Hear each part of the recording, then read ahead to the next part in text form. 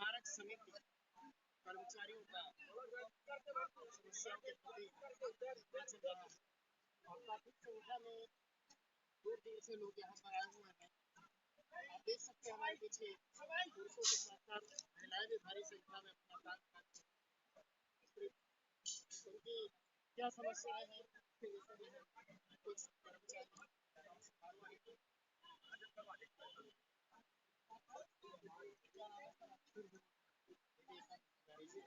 यहाँ पर काफी संख्या में लोग एकत्रित हैं और ये धरना चल रहा है। तो क्या आपकी समस्याएं हैं? 2011 से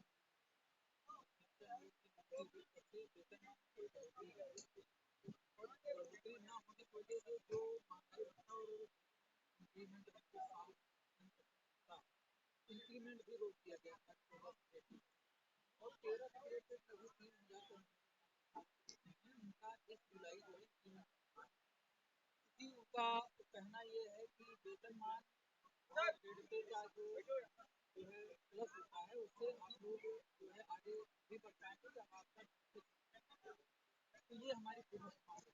इसके अलावा हमारे यहाँ पे जो 73 कर्मचारी और वर्तमान धरना पीरियड भी 72 दिनों में 6 कर्मचारी थे और इनको किसी प्रकार का सेवा लाभ नहीं दिया जाता, न तो आश्रितों को नौकरी, न तो भविष्य निधि के रूप में काटी जा रही है कटौती की ग्रेजुएटी का लाभ तो ये सारे लाभ उनको नहीं दिए जाते। साथ में हमारी जो 10 की सालाना जो है हर महीने कटौती की जाती है भविष्य निधि के नाम पर, तो पेंशन के रूप में रिटायरमेंट के बाद भुगतान कर दिया जाता है। वो व्यवस्था हमारे नियमों में लागू है, वो हमारी कटौती हो भी रही है, फिर भी हमारे अधिकारियों द्वारा भ्रष्टाचार जो है करके उसको छोटे छोटे बैंकों में और जो है ट्रांसफर करके उसका कमीशन पाया जा रहा है, उसको जो है गबन कर दिया गया है, उसका उजागर भी हुआ, उसमें कुछ प्रबंधक हमारे सस्पेंड भी किए गए, साथ लोग जेल भी गए। इसके बावजूद आज 12 वर्ष हो गए, हम लोग इतना संघर्ष करने के बाद भी खाता नहीं चला है। हमारे कर्मचारियों को ये नहीं पता है कि 12 वर्षों में जो हमारी कटौती हुई है, कटौती में हमारा कितना हिस्सा, कितना योगदान हुआ है अभी तक, और उसके सरकार के द्वारा जो है पैसा जमा होता है, जो उसके इंटरेस्ट रेट लगता है, कितना अमाउंट होता है। इसके अलावा और भी चाहे दीपावली बोनस हो, चाहे चिकित्सा अवकाश, हमारा हाथ पैर टूट जाए, हम बीमार हो जाए, ऐसी स्थिति में हम मात्र इलाज के लिए अवकाश की गुहार लगा रहे हैं कि हमको इलाज के लिए समय मिल पाए, हमको छुट्टी मिल पाए जिससे हम अपना हॉस्पिटल में इलाज करा सकते। साप्ताहिक अवकाश नहीं होता है, साप्ताहिक अवकाश होता है, लेकिन ये गारंटी नहीं है कि साप्ताहिक अवकाश के ही दिन हम बीमार हों। तो कहने मतलब कभी भी इंसान बीमार हो सकता है। तो अगर हम कैजुअल लीव की व्यवस्था नहीं, कैजुअल लीव की व्यवस्था है, चिकित्सा अवकाश की व्यवस्था नहीं है। अगर हम बीमार होते हैं या हमारा हाथ पैर टूट जाता है, हमारे एक साथी अभी हमारे टीम का ही सदस्य जो है वो उसका पैर टूट गया है, अब उसके पास कोई भी विकल्प नहीं है सिर्फ अर्जित अवकाश लगाने के, अगर अर्जित अवकाश ना हो तो उसका वेतन कट जाए।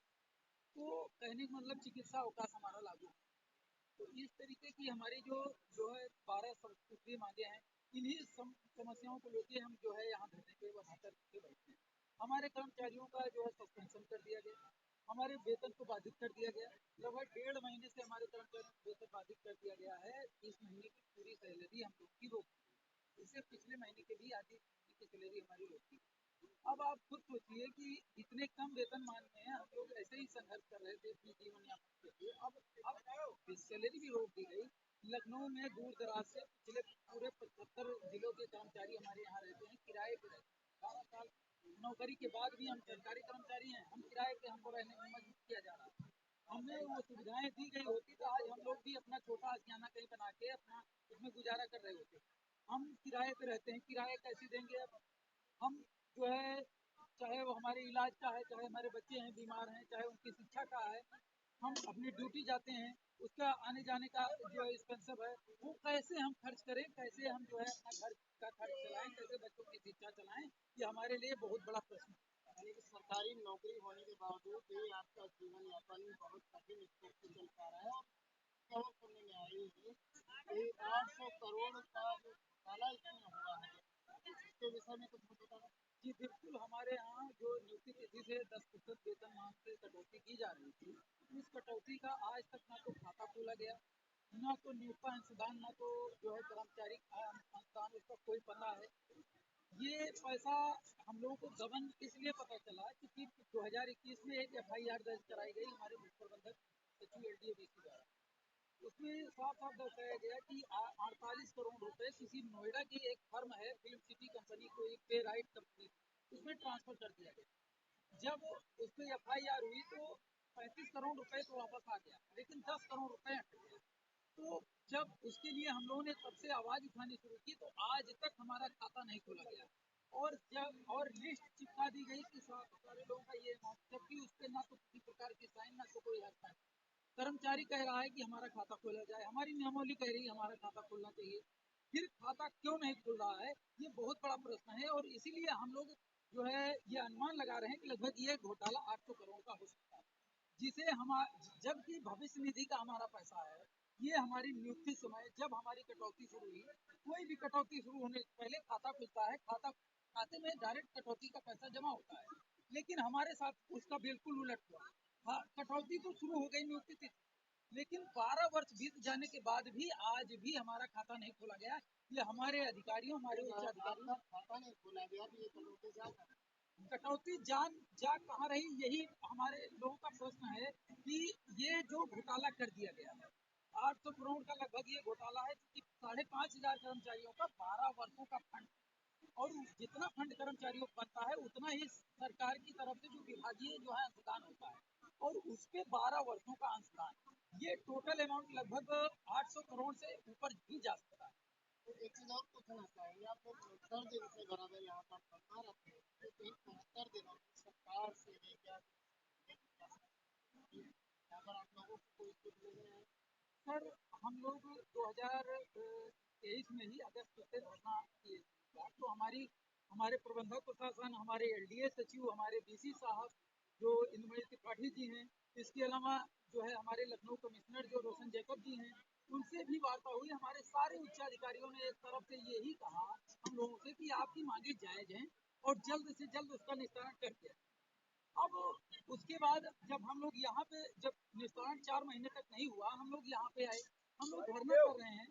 इस बीच में हमारी शासन स्तर पे 2 वार्ता हो चुकी, जो हमारे विभागीय शासन स्तर है वहाँ से 2 बार वार्ता होगी। वहाँ भी बताया गया कि आपकी मांगें जायज हैं, 2 से 4 दिन में पूरी कर दी जाए। हम लोग का मानना ये था कि जब 12 वर्ष बीत गए आश्वासन पे निस्तारण नहीं हुआ, तो आदेश आ जाए तभी हम लोग यहाँ से उठेंगे, तब तक हम लोग शांतिपूर्वक धरना देते रहेंगे। आज 69 दिन हो गया, हम लोग इसी इंतजार में बैठे हैं कि कब वो हमारा आदेश आए और हम लोग यहाँ से अपने घरों को जाएं। तो समस्या ये है कि इसके बाद हम लोग 2 बार ओएसडी साहब से मुलाकात कर चुके, उन्होंने भी 2 से 4 दिन का समय दिया। अब अगर सारे अधिकारी शासन तक को मान, अब ओएसडी से वार्ता हो गई, मान लीजिए अप्रत्यक्ष रूप से माननीय मुख्यमंत्री जी से वार्ता हो गई।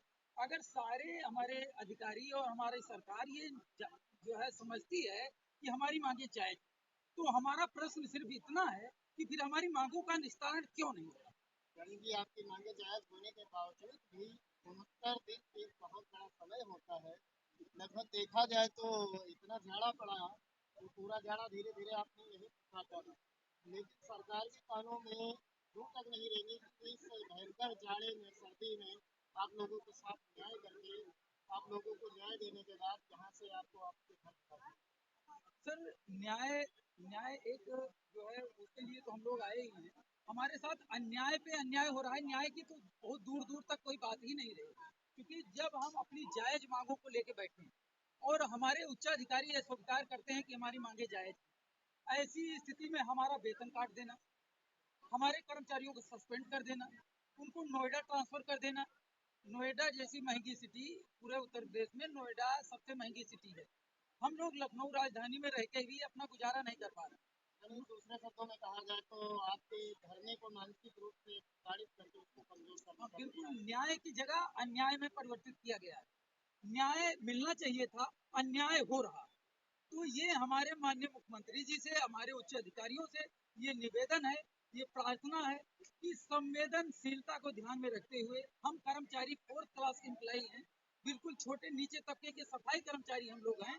आप आईएएस हैं, इतने बड़े रैंक पे बैठे हैं, आपके हाथ में वो सारी पावर है तो आप कर सकते हैं। पिछले 2018 से लगभग 6 वर्षों से हमारा जो है बजट भी आ रहा है बराबर, बोर्ड में हमारी सारी मांगे जो हमारी मांगे हैं ये सारी पास भी हो चुकी हैं आपके ही द्वारा।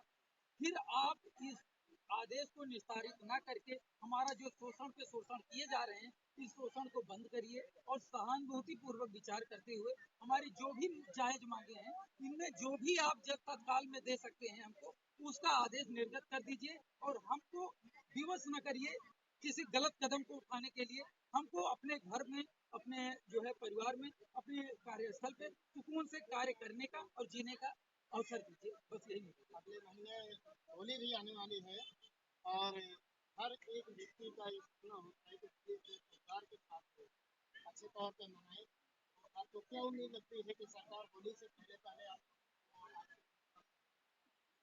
सर हमारा धरना अनिश्चितकालीन हमारी मांगे जायज है। हम पिछले 12 वर्षों से संघर्ष कर रहे हैं।